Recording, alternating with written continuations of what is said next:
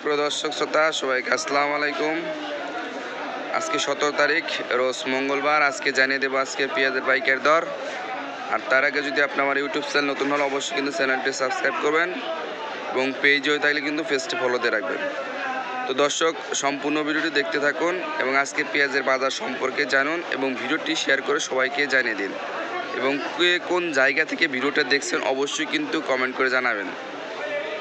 তো দর্শকবিন্দু দেখতে পাচ্ছেন যে রাজশাহীর পেঁয়াজ এগুলো কিন্তু সবচাইতে ভালো মানের পেঁয়াজ, বাজারের সেরা মানের পেঁয়াজ। এগুলো কিন্তু আজকে বিক্রি করা হচ্ছে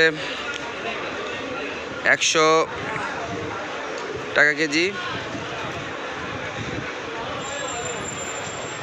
বর্তমান যে পেঁয়াজের অবস্থা, আমাদের অবস্থা তো ভালো না। পেঁয়াজ হয়তো 85-86-র মধ্যে থাকবে 2-4 দিনের মধ্যে ইনশাল্লাহ।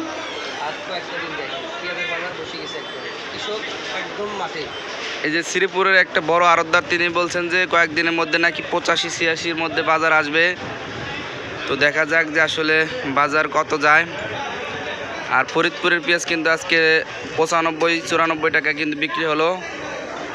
আর যে রাজশাহী রসুন সেটি কিন্তু আজকে বিক্রি হলো 120 টাকা কেজি, 220 টাকা কেজি।